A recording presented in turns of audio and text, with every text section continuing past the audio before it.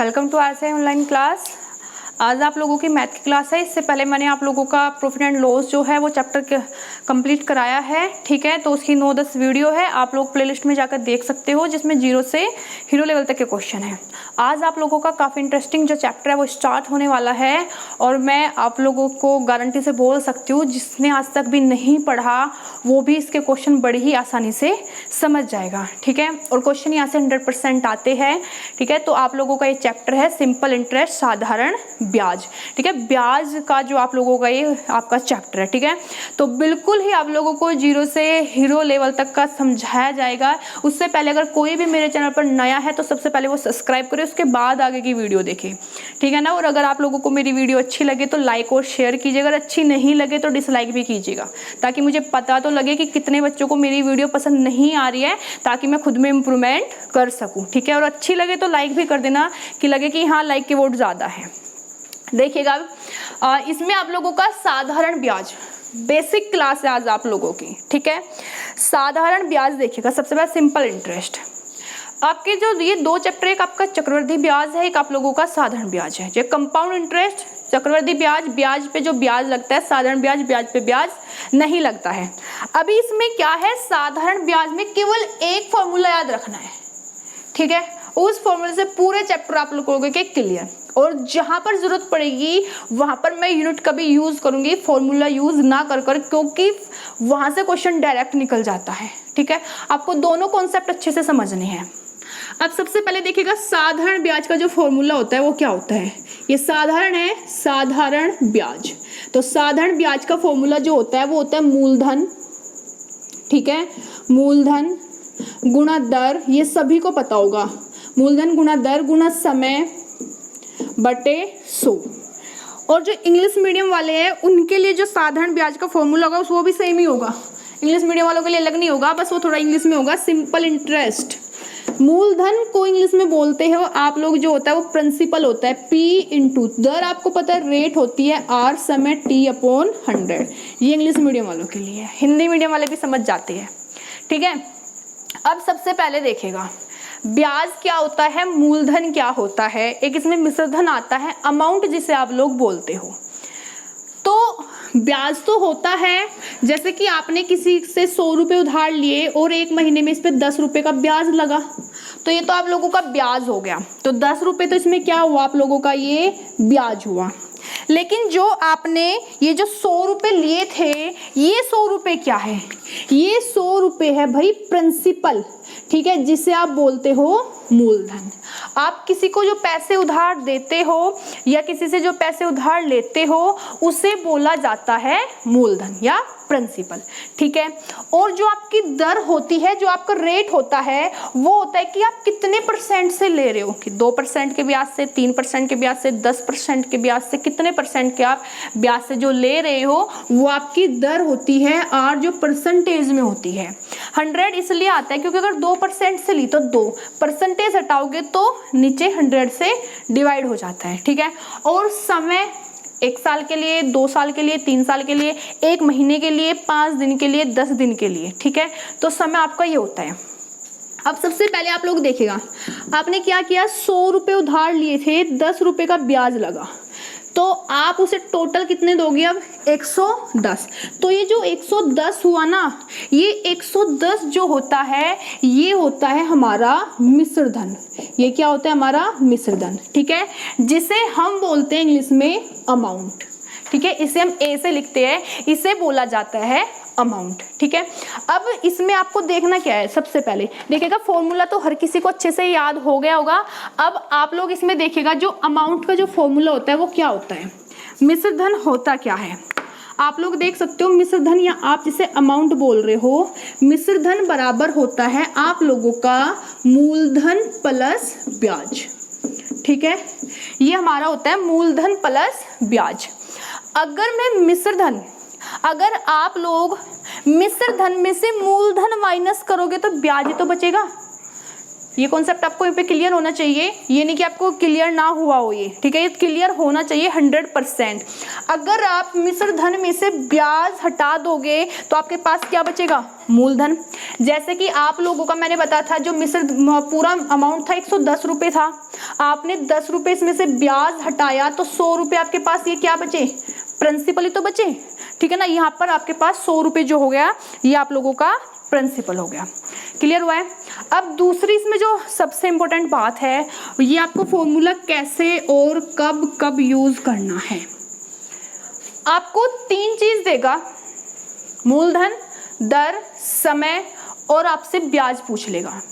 या आपको ब्याज देगा, मूलधन देगा, समय देगा, दर पूछ लेगा, या कभी समय देगा। 3 चीज देकर चौथी चीज वो आपसे पूछेगा। आपके पास 3 चीज वहां पे जरूर होगी। आप अब इसमें देखिएगा, अगर वो आपसे इसमें प्रिंसिपल पूछने लगे, आपको ब्याज दिया, रेट दिया, समय दिया और आपसे प्रिंसिपल पूछ रहे हैं, तो आप लोग बड़ी आसानी, क्योंकि एसआई जब भी वो आपसे इनमें से कोई सी भी चीज पूछे ना, तीनों में से कोई सी भी वो चीज पूछे, एसआई पूछे तो आपको फॉर्मूला याद है ही, लेकिन अगर प्रिंसिपल, रेट या समय वो आपसे जानना चाह रहा है तो सीधे ब्याज में 100 की मल्टीप्लाई कीजिएगा, बाकी जो बचे वो आर गुना टी नीचे आएंगे।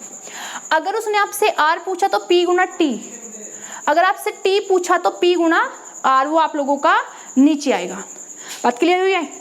रटने की चीज नहीं, आप लोगों से ये पहले भी आती भी होगी। इसके बाद आप लोग देखिएगा, यहाँ पर ये जो फॉर्मूला आपका यूज होता है ना, ये फॉर्मूला आपका ईयर के लिए बना है, 1 साल के लिए, 2 साल के लिए, 3 साल के लिए, लेकिन ये फॉर्मूला आप लोगों का दिन और महीनों के लिए नहीं बना है, ठीक है। अब आप इसमें देखिएगा, अगर ये दिन और महीनों के लिए नहीं बना है तो फिर आपको कैसे करना है। अगर आपको उसने बोला कि 3 महीने का निकालना है, तो कितने का निकालना है, 3 महीने का निकालना है। महीने का तो नहीं बना है, तो महीने को आप साल में तो चेंज कर सकते हो ना। 1 साल में अगर महीने का है, 1 साल में कितने महीने होते हैं, 12 महीने। महीने को साल में चेंज करना है तो आप इसे 12 से डिवाइड कर दोगे। आपसे बोल रहे 4 महीने का, तो 4/12, तो कितना आ गया, 1/3, 1/3। अगर वो आपसे बोल रहा है कि आपको 200 दिन का निकालना है, उसने आपसे बोला कि आपको केवल और केवल 200 दिन का निकालना है, तो 200 दिन आप मुझे बताओ 1 साल में कितने दिन होते हैं। 1 साल में दिन होते हैं 365।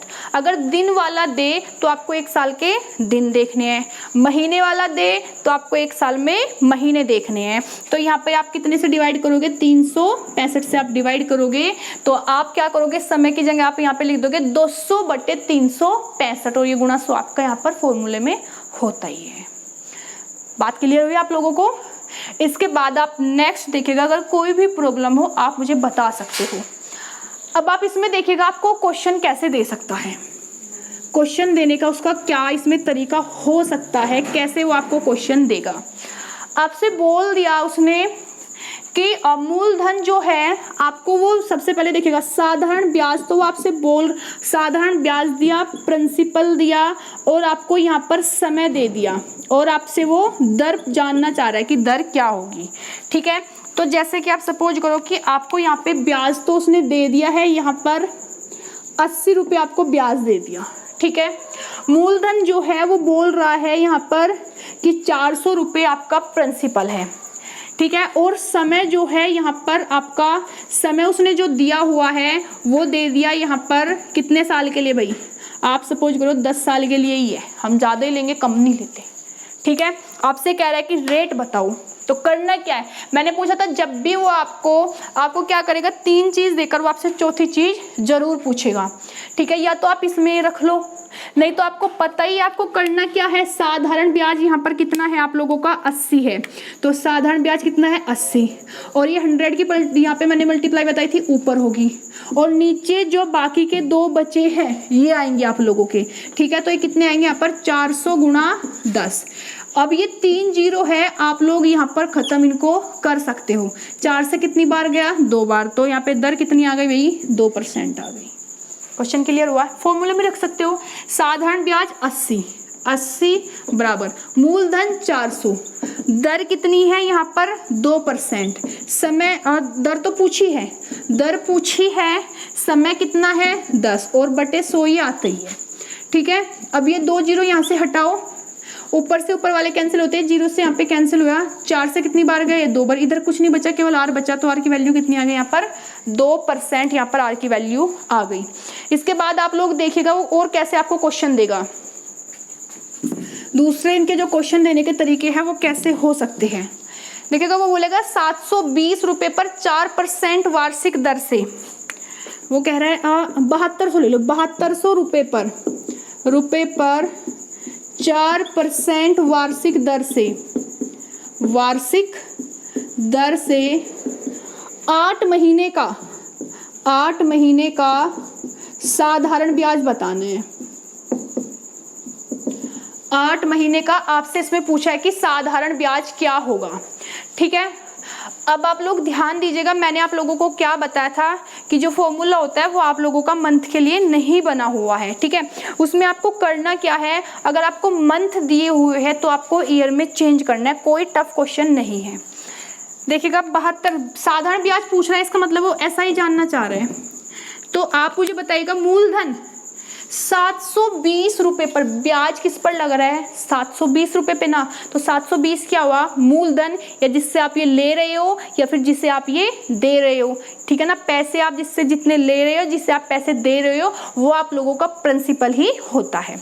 तो 720 रुपये व सॉरी 7200, तो 7200 हो गया आप लोगों का मूलधन। दर आपको दी हुई है, दर कितनी दी है 4 गुना, समय है 8 महीने। ठीक है, तो 8 बटे देखो 100 तो आता ही है और महीने हैं तो 12 से आप इसे डिवाइड कर दोगे। ठीक है, अब ये 2 जीरो से यहाँ पे 2 जीरो कैंसिल हो गए, 12 से कितनी बार गया ये 6 बार यहाँ से 12 से गया। ठीक है, जब आप इसकी मल्टीप्लाई आप पूरे की यहाँ पर मल्टीप्लाई करोगे तो यहाँ पर 192 आप लोगों का आंसर आ जाएगा।